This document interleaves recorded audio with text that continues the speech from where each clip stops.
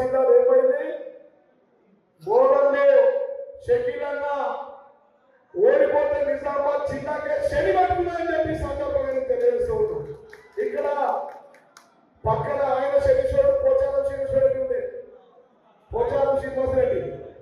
ఇప్పుడు ఇక్కడ శనీశ్వరుడు జిల్లాకి ఎవరంటే ఈ సుదర్శన్ రెడ్డి అని చెప్పి సందర్భంగా తెలియజేస్తుంది. ఎందుకంటే అన్నది తప్పదు. గెలిచి ఈ రోజుల ఇవాళ ఎలక్షన్స్ వచ్చినాయి. 2 ఏళ్ళు పొద్దున వెళ్తే కాంగ్రెస్ వాళ్ళు అడిగితే మంత్రి వస్తుంది, సార్కు మంత్రి వస్తుంది, పెద్ద మనిషికి మంత్రి వస్తుంది, పెద్ద ఆయనకు మంత్రి వస్తుంది. మంత్రి వచ్చినేమో దేవుడు కానీ ఆయనకు అల్జిమర్స్ వచ్చింది, మటుమరుపు వచ్చిందని చెప్పి సందర్భంగా తెలియజేస్తుంది.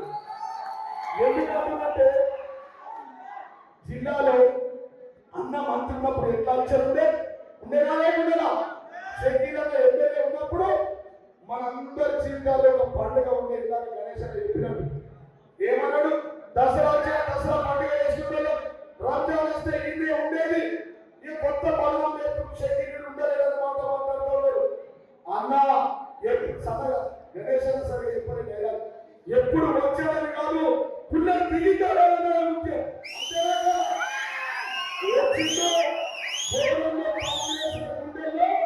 పుల్లెలు పిచ్చబోతా ఉన్నాం. డివిజన్లో మొత్తం ఇలా ఈ అర్చన చూస్తే, బోర్డర్ల గులాబీ కలర్ చూస్తే, ఈ ఫంక్షన్ మందిని కింద చూస్తే నా కడుపు నిండింది. బోర్డర్లో గులాబీ జెండా ఎగరబడుతుందని చెప్పి దానికి ఎంతో కృషి వచ్చింది, సీనియర్లు వచ్చింది. చాలా మంది కార్యకర్తలు పార్టీలో చేయలేదు. ఇలా 6 నుంచి బోర్డర్ దాకా కాళ్ళ దాకా యాడ చూసినాక ఇట్టిట చేరుంది, ఇట్టిట చెప్పి అన్న మళ్ళా మీరే వస్తారు, అన్న మళ్ళా సారే వస్తాడన్న. 6 నుంచి బోర్డర్ దాకా సారే వస్తాడు, కారే వస్తాడు, కేసీఆర్ వస్తాడు. ఎలక్షన్స్ ఏమైనా సెలక్షన్ కేసీఆర్ అంటూ ఉన్నారు. ఈ రాష్ట్రంలో నిజామాబాద్ జిల్లాలో కూడా చెప్పి సందర్భంగా తెలియజేస్తున్నాం. అదే మనం సర్పంచ్ ఎలక్షన్ లో నిదర్శనం. మనకు 40% మనం గెలిచినాం. మనం ప్రతిపక్షంలో ఉన్నాం. మన మీద ఇబ్బందులు పెడతా ఉన్నారు. జిల్లాలో కూడా సెకండ్ మీద మా మీద మా అందరి కేసులు పెట్టి ఇబ్బంది పెడతా ఉంది కాంగ్రెస్ ప్రభుత్వం. కక్ష సాధింపు చర్యలు చేస్తా ఉన్నారు. ఆయన ఏ ఒక్కరోజు ఎక్కడ వేయలేదు. కార్యకర్తలను కాపాడుకుంటూ ఇక్కడే ఉండుకుంటూ మధ్యలో జిల్లా తిరుగుకుంటూ మరి ఇంత పెద్ద ఎత్తున కార్యకర్తలు మనం వెంబడి ఉన్నారంటే మళ్ళా కూడా నిజామాబాద్ జిల్లాలో 6 పీఠాల్లో బోధనలో నిజామాబాద్ పట్టణంలో మళ్ళా గులాబీ జెండా ఎగరబడుతుందని చెప్పి సందర్భంగా తెలియజేస్తారు.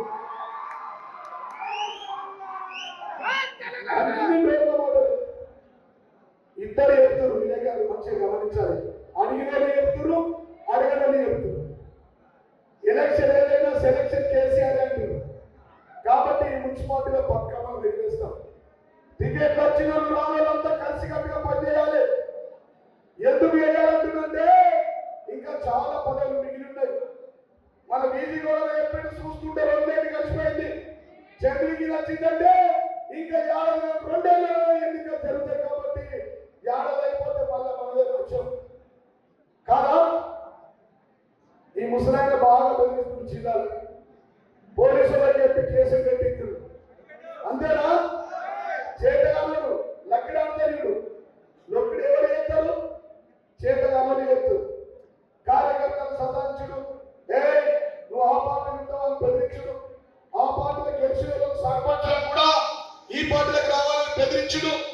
సుదర్శన్ రెడ్డికి నేను చెప్తా ఉన్నా, వయసు మళ్ళింది, మతి మరుపు వచ్చింది, అల్జిమర్స్ వచ్చింది. మా గులాబీ సైకిల్ మీద పడ్డవనుకో డిక్షనరీ నుంచి పోలంతా తిరగలేదు.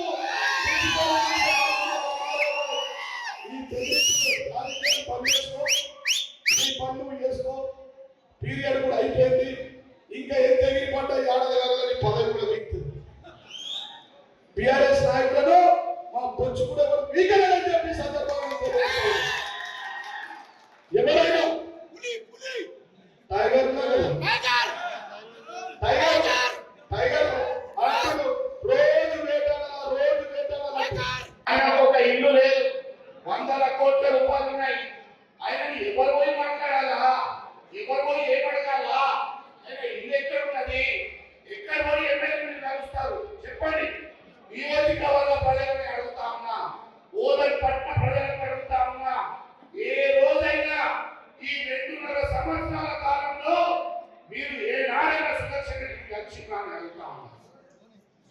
నన్ను ఎన్ని విధాలుగా బాధ పెట్టిండు. నా కొడుకు మీద కేసులు, మా ఫ్యామిలీ మీద కేసులు, నా మీద 15 ఎఫ్ఐఆర్లు. రైతులకు ఉపయోగపడే రైస్ మిల్ 1 కిలో తరుగు తీయకుండా 100కు 100% రైతుల వడ్లు కొనుగోలు చేసే వ్యక్తిని నేను. రైతులకు ఉపయోగపడే విధంగా రైస్ మిల్ అంటే 2 సంవత్సరాల నుంచి రైస్ మిల్ బంద్.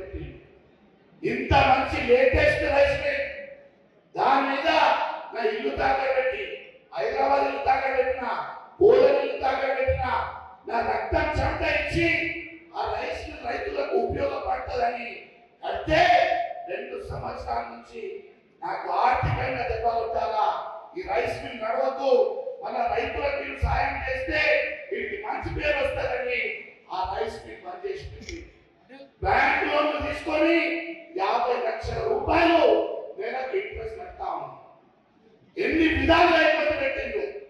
అయినా ఏ ఇబ్బంది పెట్టినా కూడా నేను ధైర్యంగా ఎదుర్కొంటా. ఆ ధైర్యం నా దగ్గర ఉంది. కానీ నా నియోజకవర్గ ప్రజలు వాళ్ళ గరీబ్ ప్రజల మీద మా నరసన్న, ఎరుగ నరసయ్య, మా జాడి నరసయ్య సర్పంచ్ గా, మండల ప్రెసిడెంట్ గా ఉన్న సర్పంచ్ ఎన్ని విధాలుగా ఒక ఎమ్మెల్యే ఉంది. ఆయన ఎలక్షన్ లో ఆ ఊర్లో పోయి కూర్చున్నాడు. వాళ్ళ తమ్ముడు రాజేందర్ ఎవరు, మా రాజేందర్కి, నరసయ్యకి అనేక మంది కార్యకర్తలకు 100ల కేసులు పెడితే కూడా భారీ మెజారిటీ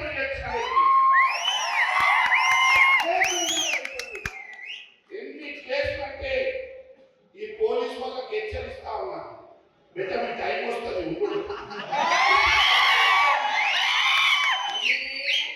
ఒక్కడొక్కడు ఏదైతే నాటకాలు చేస్తా ఉన్నారో ఇక మీరు చూస్తారు. మా 10 సంవత్సరాలలో అందరినీ కడుపులో పెట్టుకొని చూసుకున్నాం. మా దగ్గర ఒక కార్యకర్త ఏమైనా మనిషి వస్తే నువ్వు ఏ పార్టీని అడగలే, నువ్వు బీఆర్ఎస్ పార్టీని అడగలే, నువ్వు కాంగ్రెస్ పార్టీని అడగలే, బీజేపీ పార్టీని అడగలే, ఎంఐఎం పార్టీని అడగలే. నీకు ఏం పని కావాలమ్మో నీ ఒక్క విషయంలో ఇట్లా పనిచేసినాం. ఇప్పుడు మీరు ఏం చేస్తున్నారు? ఇంద్రమ్మ ఇల్లు ఇస్తే అంట ఫస్ట్ మొదటి కేటగిరీ A1లో కాంగ్రెస్, A1లో కాంగ్రెస్ కార్యకర్తలు, బీఆర్ఎస్ పార్టీ కార్యకర్తలకు దవాఖాన గరీబ్ మనిషి ఉన్నాడు. దవాఖానాలో సీఎం పెట్టాలంటే నువ్వు బీఆర్ఎస్ పార్టీ కార్యకర్తలు అంటే అటువంటి దౌర్జన్యాలు ఈడ కాంగ్రెస్ పార్టీ నాయకులు చేస్తున్న బెదిరింపులు, దౌర్జన్యాలు మీరు అందరూ చూస్తా ఉన్నారు. నియోజకవర్గం అంతటా కూడా 100,000 ఎఫ్ఐఆర్లు చేయించి అనేక విధాలుగా ఇబ్బంది పెడతా ఉన్నారు. ఈ 2 సంవత్సరాల నుంచి వాళ్ళు చేస్తున్న పని ఇదే పని. వాళ్ళు చేస్తున్న పని ఇదే పని. ఎఫ్ఐఆర్లు పెట్టేయడం, బెదిరించడం. మా నాయకులు సైనికులుగా ఎదుర్కొని ఈ రోజు ఎన్ని సర్పంచులు తెచ్చినా ప్రతి జగన్ జెండా ఎగురవేసింది. ఈ రోజు సుదర్శన్ రెడ్డి గారు 100,000 కోట్ల రూపాయలు ఉన్నాయి. ఇష్టగత ఎందుకు చేస్తున్నావు? నాకు అర్థమైతలేదు. ఏంటి ఇష్టగత? నాకు అర్థమే కాదు. నా రైస్ మిల్ కాడ పెద్ద ల్యాండ్ తీసుకొని దంప్యాడ్ కట్టి రోజు 100ల లారీ ఇక ప్రెస్ వాళ్ళకి అడిగి ఉన్నాయి. అదే అన్న ఎందుకన్నా అన్నంతో సార్ చెప్పు, సాక్షి సీనియర్ రిపోర్టర్ ఉన్నావు. 100ల లారీలు చిట్టి ఇస్తున్నారు. ఎమ్మెల్యే పైసలు మీద చిట్టి. మళ్ళా సుదర్శన్ రెడ్డి సార్ ఇల్లు పెడుతున్నాడు. ఇష్ట అయితే ఉన్నది. ట్రాన్స్పోర్ట్ కూడా మీరు టిప్పర్ ఫ్రీ తీసుకోకపోతే గాలిలో కొడతాం. మీరు ఇల్లు కోసం ట్రాన్స్పోర్ట్ టిప్పర్ కూడా ఫ్రీ ఇవ్వకపోతే గాలిలో కొడతాడు. అరే నీకు ఇంత పెద్ద మనిషివి, ఇన్ని పైసలు ఉన్నాయి, ఎక్కడ తీసుకోపోతావు? నువ్వే మంటల్లో కాలిపోతావు. నీ పైసలు అయిపోతాయి. నీకు 3-4 సంవత్సరాలు ఇక్కడ బోధన నుంచి ప్రజలు గెలిపించి మంత్రిగా చేసి బోధన ఒక టౌన్ మీటింగే, ఒక నియోజకవర్గ స్థాయి మీటింగ్, జిల్లా ఇవాళ జరుగుతా ఉన్నదంటే బోధన్ నియోజకవర్గంలో బోధన్ పట్టణంలో బీఆర్ఎస్ పార్టీ ఎంత గట్టిగా ఉన్నదో మనందరూ కూడా అర్థమవుతా ఉన్నది. ఈ जलसे में शामिल हुए मेरा मुसलमान भाई बहनों को भी मेरा आदाब सलाम। నేను కొన్ని రోజుల నుండి నిజామాబాద్ జిల్లాలో ఈ మున్సిపాలిటీ ఎన్నికల సందర్భంగా అన్ని మున్సిపాలిటీలు తిరుగుతా ఉన్నాం. మన నిజామాబాద్ పట్టణానికి పోయినాం, బీర్గల్ పోయినాం, ఎల్లారెడ్డికి పోయినాం. ఎక్కడ చూసినా బీఆర్ఎస్ పార్టీ హవా కొనసాగుతున్నది అని చెప్పి మీ అందరికీ నేను మనం చేస్తా ఉన్నా.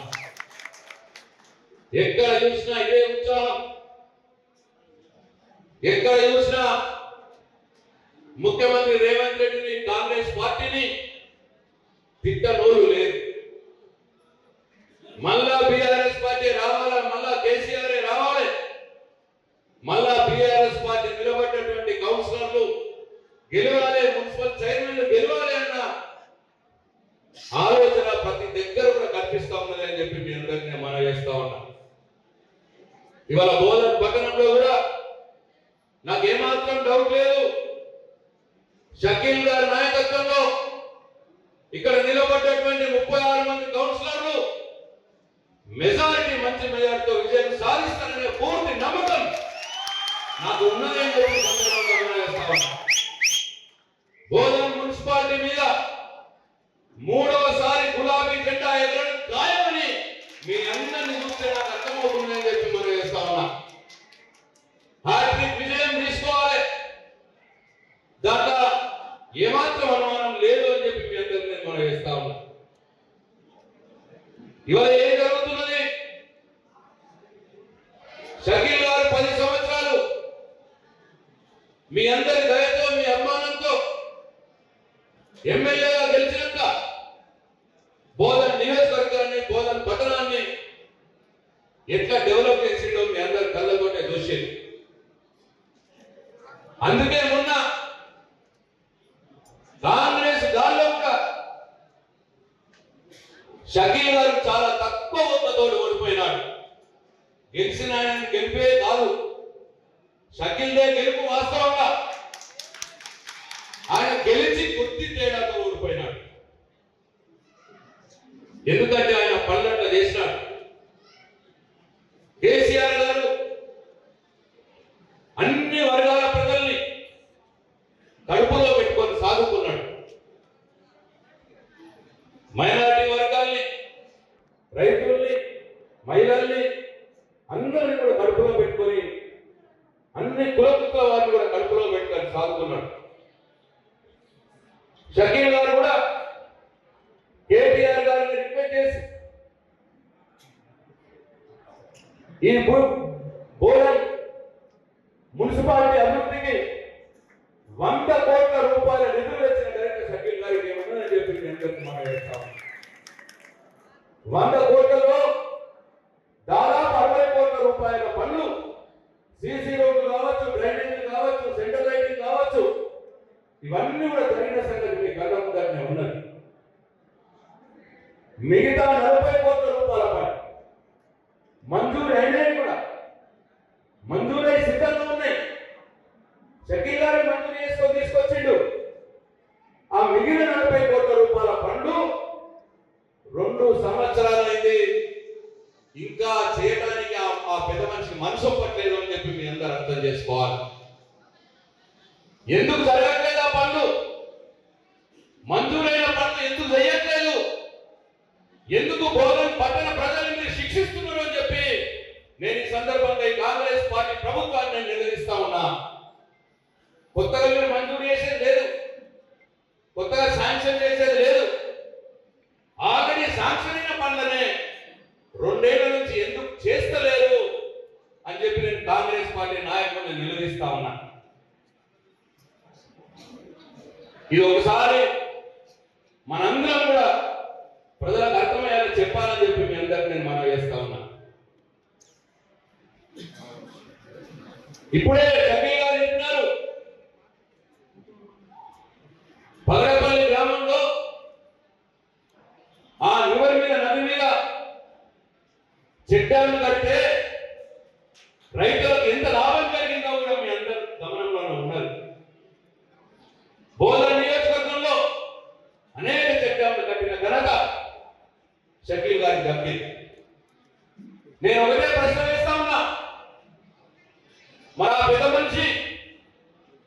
ఇరిగేషన్ శాఖ మంత్రి కూడా ఉంది కదా, మరి ఆయన ఉన్నప్పుడు ఎందుకు చెక్ డ్యామ్ కట్టలేదు అని చెప్పి నేను అడుగుతా ఉన్నా. రైతులు గుర్తుకు రాలేదా అని చెప్పి నేను అడుగుతా ఉన్నా. మీ చేతిలో పడే కదా, ఇరిగేషన్ శాఖ మంత్రిగా ఉంది కదా, రైతుల కోసం చెక్ డ్యామ్ ఎందుకు కట్టలేదు అని చెప్పి నేను ఈ సందర్భంగా అడుగుతా ఉన్నా. మరి అనేక రకాలుగా బోధన నియోజకవర్గంలో కేసీఆర్ గారి దయతో, కేటీఆర్ గారి దయతో షకీల్ గారు అభివృద్ధి పనులు చేసిన షకీల్ గారు రిక్వెస్ట్ చేస్తా ఉన్నా, ఈ వీడియోను మన కార్యకర్తలకు పంపించండి. మీరు ప్రతి దగ్గర కూడా ఓటు అడగడానికి పోయినప్పుడు ఈ వీడియో చూపించండి వాళ్ళకు. రేవంత్ రెడ్డి ఏమన్నాడో అర్థమైనది, చూపించమని చేసిందా అని అడగండి. మరి చేయనప్పుడు అలా ఓటు ఎందుకు చేయాలన్న ప్రశ్న మనం వేయాలా అని చెప్పి మీ అందరికీ మనం చేస్తా ఉన్నా. ఒకటి రెండు వీడియోలు చూపిస్తా. మేము భీమగల్లో ప్రతి ఇంట్లో కూడా ఈ ప్రచారం జరుగుతూ ఉన్నది, బ్రహ్మాండమైన రిజల్ట్ వస్తూ ఉన్నది. కాబట్టి ఇక్కడ ఉన్న కార్యకర్తలందరికీ మనం చేస్తా ఉన్నా, మంచిగా ఉండి ప్రతి ఇంట్లో కూర్చోండి, వాళ్ళతో మాట్లాడుతుంది. సపోజ్ అక్కడ మహిళ ఉంటే ఈ 2500 ఇస్తా ఉన్నాడు కదా రేవంత్ రెడ్డి ఇచ్చిందా అని చెప్పి అడగండి. ఆయన అన్న మాటని ఇగో ఈ వీడియో చూపించండి వాళ్ళకి.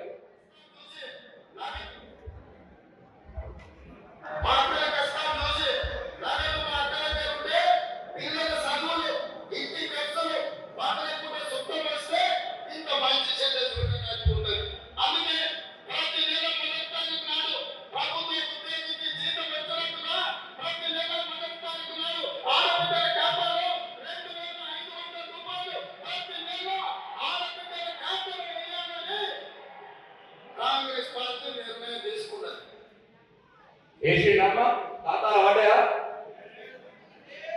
ఇగో ఇది ఈ వీడియో ప్రతి ఇంట్లో మీరు చూపించి అడుగుంటారు పడ్డాయమ్మా అని. పెన్షన్ రాని ప్రతి మహిళకు 2500 ఇస్తా అన్నాడు. ఒకవేళ ఆయన ఇప్పటికే ఇచ్చి ఉంటే అన్నమాట ప్రకారం ఈ 2 సంవత్సరాలలో 60,000 రూపాయలు వచ్చేది మన అక్క చెల్లెలకు. అంటే 60,000 రూపాయల బాకీ ఉన్నాడు ఇవాళ రేవంత్ రెడ్డి. కాంగ్రెస్ పార్టీ ఓటుడానికి వస్తే ఈ అక్క ఈ 60,000 రూపాయలు పెట్టి ఓటేయడం అని చెప్పి కాంగ్రెస్ పార్టీ నాయకులు నిలదీయాలా అని చెప్పి మీరు వాళ్ళకి అర్థం చేయాల్సిన అవసరం ఉన్నారు. అట్లనే పెన్షన్ విషయం ఏమన్నాడు పెన్షన్ అయినా ఒక్కసారి చూడు.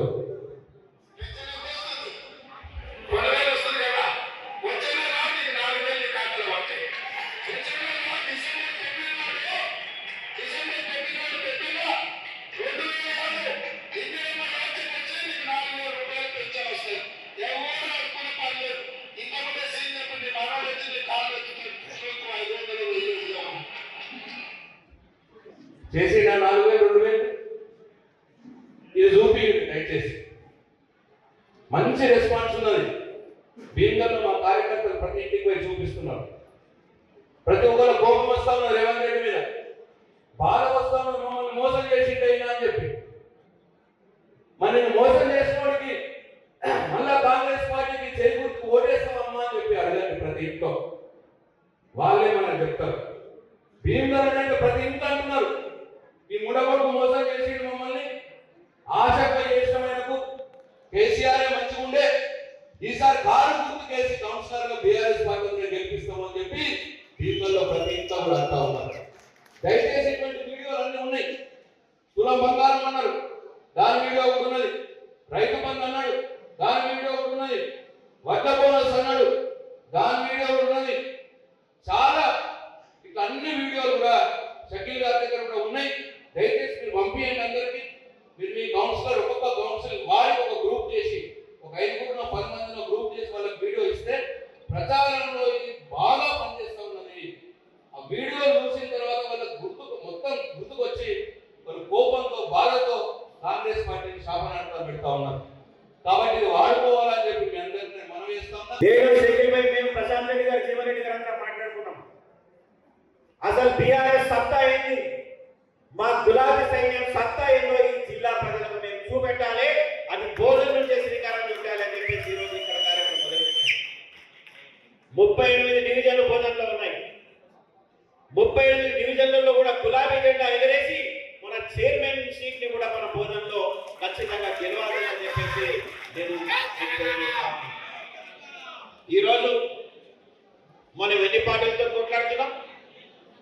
ఒకరు చెప్పారు ఎన్ని పార్టీతో కొట్లాడుతున్నాం మనం, 2 పార్టీతో కొట్లాడుతున్నాం.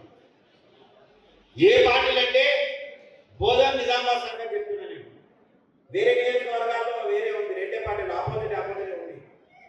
ఈ రోజు కాంగ్రెస్ పార్టీ బీజేపీ పార్టీ 2 ఒకటే.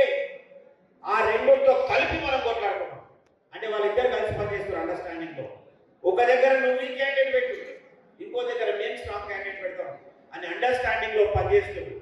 మనం ఇప్పుడు రాష్ట్రంలో చూసినట్టయితే మనం అధికారంలో ఉన్నప్పుడు కాంగ్రెస్ పార్టీ ఎవరి మీద దండయాత్ర చేసింది? మన బీఆర్ఎస్ పార్టీ మీద, ముఖ్యమంత్రి మీద దండయాత్ర చేసింది. బీజేపీ పార్టీ ఎవరి మీద చేసింది? ఆనాడు కేసీఆర్ గారు, కేటీఆర్ గారు బీఆర్ఎస్ పార్టీ మీద దండయాత్ర చేసింది. మరి ఈరోజు అధికారంలో ఎవరున్నారు? కాంగ్రెస్ పార్టీ ఉంది. కానీ మళ్ళీ బీజేపీ పార్టీ కాంగ్రెస్ మీద దండయాత్ర చేయకుండా మళ్ళీ బీఆర్ఎస్ పార్టీ మీద దండయాత్ర చేస్తూ ఉంది. అంటే ఈ 2 పార్టీలు కలిసి పనిచేస్తున్నడానికి ఇది ఒక ఉదాహరణ. మరి షకీల్ భాయ్ ప్రభుత్వం నిధులు తీసుకొచ్చి ఎప్పుడు కూడా నేను చూసిన ముఖ్యమంత్రి గారి దగ్గర కానీ కేటీఆర్ గారి దగ్గర కానీ తను పోయి నాకు ఈ పని కావాలి, నాకు పర్సనల్ గా 4 పైసలు వస్తే ఈ పని చేస్తే ఒక్కనాడు అడగలేదు. ఎప్పుడు చూసినా కాగితాలు పట్టుకొచ్చి మా బోధన నియోజకవర్గానికి, మా బోధన పట్టడానికి మాకు టీఎఫ్ఐడిసి ఫండ్స్ కావాలని చెప్పేసి ఎప్పుడు మీ గురించి అడిగింది తప్ప తన సొంత గురించి అడగలేదు. మరి ఈరోజు ఎన్నికలు వచ్చినాయి, మనకు చెప్పుకోవడానికి చాలా ఉన్నాయి. ప్రతి వార్డులో కూడా ఒక 500 మంది అయితే పెన్షనర్స్, కేసీఆర్ కిట్, షాదీ ముబారక్, కళ్యాణ లక్ష్మి తీసుకున్న వాళ్ళు ఉంటారు. మీరు టికెట్ తీసుకున్న ప్రతి ఒక్కరు మీరు కేవలం ఆ లిస్టు తీసుకొని వాళ్ళ ఇళ్లలో పోయి మీరు అడిగినట్టయితే తప్పకుండా మనం గెలిచి తీరుతాం. మనం వీక్గా లేము. ఈ రోజు ఒకవేళ మనం పల్సంగా ఉన్నటువంటి పరిస్థితి ఉంటే ఇంతమంది షకీల్పై విలువగా ఇంతమంది రావడం మామూలు విషయం కాదు. हमारा भाई बहनों से गुजारिश है, जैसे निजामाबाद में माइनॉरिटी का पॉपुलेशन वैसे ही बोधन में भी है. देखिए आप लोग, जो केसीआर साहब स्कीम आती है आपको, जो पेंशन है, शादी मुबारक है, सिर्फ केसीआर साहब दिए और कांग्रेस गवर्नमेंट 2000 जो केसीआर साहब दिए वही 2000 आज भी चल रहा है. Local to global news at your finger tips. మీ చేతిలో ఒక ఆయుధం. Download Raw TV app. Media legend Ravi Prakash is back.